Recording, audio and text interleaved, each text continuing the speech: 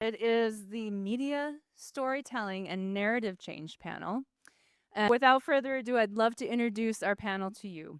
We have Leanne Harper, who is our wonderful moderator. Welcome, Leanne. And we've got Patrick Armstrong, storyteller, entrepreneur, and an adoptee. Welcome. We have Gaelin Elmore, who's a former NFL athlete turned nationally recognized keynote speaker and belonging expert, and he is a foster. We've got Shawn Brogan Diddy, management PhD candidate, emotional literacy researcher, and media professional. She's an adoptee. Welcome. And finally, we've got DJ Chris Washburn, proud Korean American adoptee, globally recognized DJ and entrepreneur. So excited to be here. Not only did I invest a big part of my career in the entertainment space, but we've got such a diverse panel of professionals in the space. Media, storytelling, and narrative change. I think one of the things we've found through our conversation so far today is that our identities as adoptees and fosters is often invisible, and bringing everyone together today is exactly about bringing these stories to life. You're raising such an important point around this panel, which is so many of us did not choose the stories that were told to us or about us. And that's why it's so important to reclaim the narrative, because so much of it has been polarized. So it's either like the toxic, sad story, or it's the fairy tale with the rose-colored glasses, your parents must be saints and all of that. So I'm curious, in terms of the power of reclaiming your stories, can you think of any examples in your own life where I think a lot of us, upon reflection, came to like a greater sense of self-awareness and some of the traumatic ways that dysfunctional things are showing up for us? But can you think of a story or a narrative that you were told or felt obligated to share that now, as an adult and through your careers, you've reclaimed that story and actually retold it in your own right? I can, yeah. As being an Asian male in pop culture and entertainment and on TV, that's there aren't a lot of us in lead roles, and now there's starting to be more. You've got Shang-Chi, you've got Crazy Rich Asians, Ali Wong, people like that, which is good. So I co-host a poker TV talk show, and I play on a lot of TV shows. A company that I work for, Hustler Casino Live, they brought me on as an analysis, as a commentator, and an on-air personality. And I said, in the poker world, there are so many Asian people in there, and there's almost no Asian representation in front of the camera. There's so many Asians out there that there should be more representation. And then one time, actually on a stream, and this is something that we face, another player who is not Asian was making somewhat racist jokes. His intent wasn't to be racist, but those microaggressions, saying things, whether it's the Chinese accent, whatever it is, he said something, and I said on live, this is going out to hundreds of thousands of people around the world, and it was something that I felt he needed to hear, because he pulled the whole, well, anyone that knows me knows I'm not racist, I'm just being funny or whatever. I said, great, it doesn't matter what your intention is, it's the impact you're having. And I could see there were other Asian people at the table too that didn't want to say that, but that was a moment where I guess I felt proud of myself, and I felt like that needed to be heard, that impact versus intent, and more people need to hear that. Yeah, and when you were that kid making fun of yourself, imagine the difference it would have made if someone had told that to you and given you permission. What about you, Shawn? Oh, there we go. I'm working on a one-woman show, and I think, like so many of us, adding the humor. And so I ran it through Chat GPT, and Chat brought up how often the grateful thing. Like in my adoption papers, it said, Shawn says she is grateful. And I'm like, not grateful. Nope, not grateful. And so that thing of, there are things, I feel like in this room, this just makes sense. But outside of this room, it's hard for people to sit with the idea that I speak about grief. And I'm very clear about grief. I had been researching and speaking about grief for 4 years before I spoke to a woman. And she said, well, you deal with grief. You were relinquished. And I went, what? I was 50 something. So this idea of changing the narrative, and I would say This Is Us really helped me with, looking at Randall. I'm like, oh my gosh. And then making peace with his mother and why she out of what she thought she was doing the right thing, helped me to make peace with my adoptive mother. And I'm a mother of an adult child. I have done a perfect job. Perfect. Totally have messed up. And so then watch my own child struggle. And it gave me this compassion for it wasn't right. I don't have to be grateful for it, but I can be compassionate. So that. And Gaelin? Yeah, mine, I've really wanted to push back on this idea of resilience for a long time.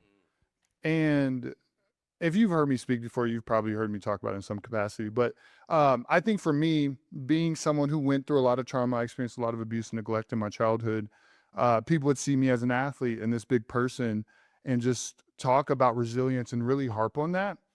And so like there are ways in which I benefited from that narrative of being on stage, but what I have been very intentional about from the beginning is that I'm not better or different than anybody else because I had more resilience than them, that I am where I am because I got more support than they got. And because ultimately there's a double-edged sword to resilience, and it can create isolation. It can allow people to really be self-reliant, when the reality is the beauty of human beings is that we are interdependent.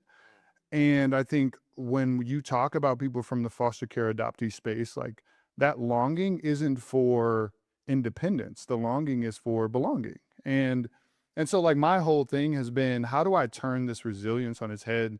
And really, yeah, people see you through this lens, and everyone in this room, if you're connected to this space, someone has said it to you at some point.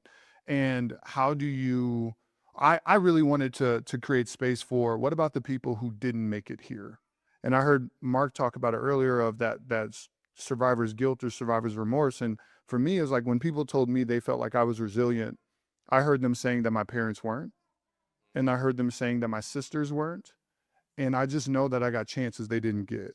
And so that is what my whole platform is built on. And then I was in Mississippi doing some work with people that are doing amazing things across the country. And I echo what you said earlier, of there's really good work happening in all parts of our country that I don't think get enough attention. But this gentleman pointed me to some research around resilient engineering, which is where we've really adapted resilience from in this space. But resilient engineering is focusing on resilient systems, not resilient individuals. And like resilience is all about, well, if I can't keep moving forward, who can help me? And if you can't keep moving forward, who can help you? And so that's a narrative that I think we bring into this space a lot, that was really put on me. And like there were moments I was struggling, and I just felt this pressure of like, I can't tell people I'm struggling because they put me in this category. And ultimately I am who I am because there were people that helped me when I was struggling, and I want that for other people too. And I know all of us have different relationships with the word resilience and the concept of it, but I always like to remind people that you can't be resilient if you haven't gone through something that you have to survive and recover from. And so, thinking of the community panel earlier today, like if we can make systemic changes, so that people don't have to be so resilient. Like you said, the systems can change as opposed to the people having to survive and find a way to thrive anyway. Patrick, I'd love for you to.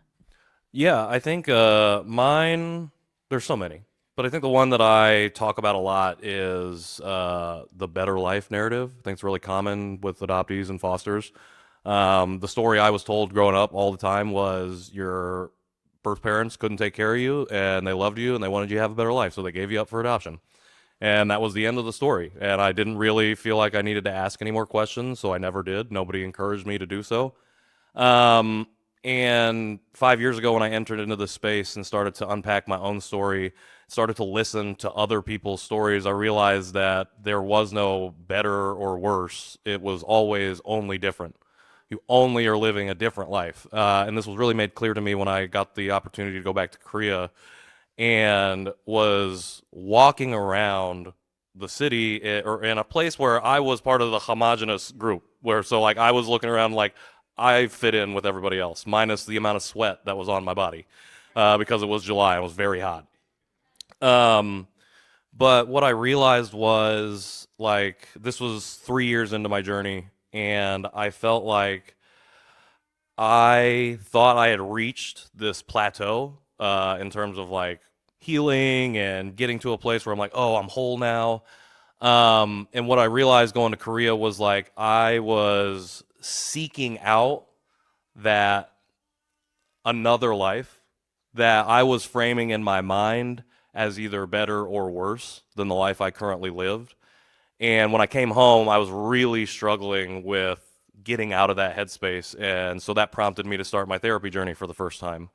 And through therapy, I've learned that again, the system pushes us towards binaries. That's why it's better or worse, because it's easier for us to just go into to the black or white group and be done with it. We don't want to live in the gray. We don't want to have a hard conversation about the complicated middle of it all when there is both and not just either or. And I realized that if we can reflect on our lives, not dwell on what could have been or what isn't, what may have been better or worse, but reflect on the fact that we could just live different lives and we're just living a different life than we would have. I think that can help us to push for narrative change because it allows for all of it, the multiplicity, everybody's experience, and not just, oh, I had a good adoption experience, I love adoption, or my adoption was really terrible and I hate adoption. Those experiences 100% exist, and there are so many other experiences that are out there as well, and I think that's what I want to push back on. It's such an important acknowledgement, and you brought it up earlier, Shawn, when you were talking about grief and how that was like a new concept to you because of the happily ever after story. And so few of us want to actually think of ourselves as victims, so we do focus on the upside, but there's very little space historically created to say, yes, but to have this experience, that means I had to lose my family of origin. And people act like your life started when you joined that new home or that new family. So